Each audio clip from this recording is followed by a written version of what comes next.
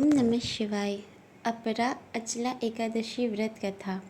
युधिष्ठिर कहने लगे कि हे भगवान, ज्येष्ठ कृष्ण एकादशी का क्या नाम है तथा उसका महात्म्य क्या है, कृपा कर कहिए। भगवान श्री कृष्ण कहने लगे कि हे राजन, यह एकादशी अचला तथा अपरा दो नामों से जानी जाती है।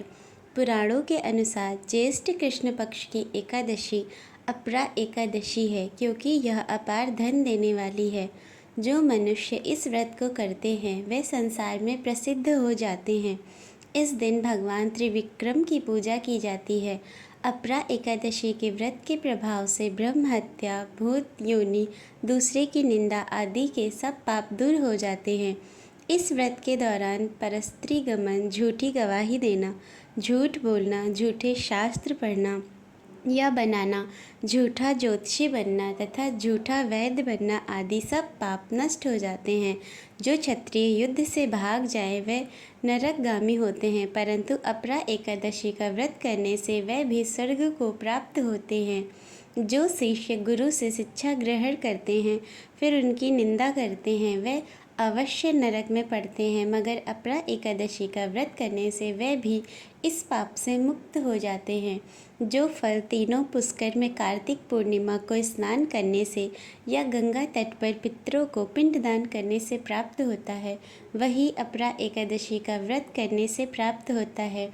मकर के सूर्य में प्रयागराज के स्नान से, शिवरात्रि का व्रत करने से, सिंह राशि के बृहस्पति में गोमती नदी के स्नान से, कुंभ में केदारनाथ के दर्शन या बद्रीनाथ के दर्शन, सूर्य ग्रहण में कुरुक्षेत्र के स्नान से, स्वर्ण दान करने से अथवा अर्धप्रसूता गौदान से जो फल मिलता है वही फल अपरा एकादशी के व्रत से मिलता है।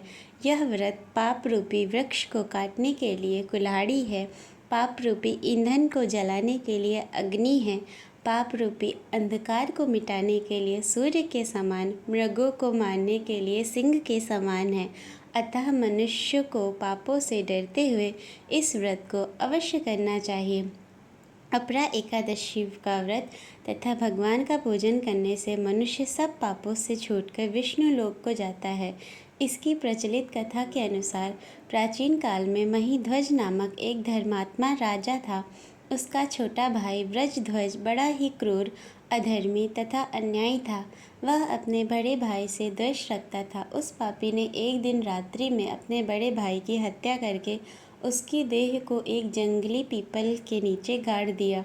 इस अकाल मृत्यु से राजा प्रेतात्मा के रूप में उसी पीपल पर रहने लगा और अनेक उत्पात करने लगा। एक दिन अचानक धौम्य नामक ऋषि उधर से गुजरे। उन्होंने प्रेत को देखा और तपोबल से उसके अतीत को जान लिया। अपने तपोबल से प्रेत उत्पात का कारण समझा।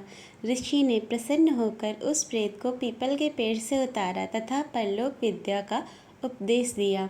दयालु ऋषि ने राजा की प्रेत योनि से मुक्ति के लिए स्वयं ही अपरा अचला एकादशी का व्रत किया और उसे अगति से छुड़ाने को उसका पुण्य प्रेत को अर्पित कर दिया। इस पुण्य के प्रभाव से राजा की प्रेत योनि से मुक्ति हो गई। वह ऋषि को धन्यवाद देता हुआ दिव्य देह धारण कर पुष्पक विमान में बैठकर स्वर्ग को चला गया। हे राजन, यह अपरा एकादशी की व्रत कथा मैंने लोक हित के लिए कही है। इसे पढ़ने अथवा सुनने से मनुष्य सब पापों से छूट जाता है।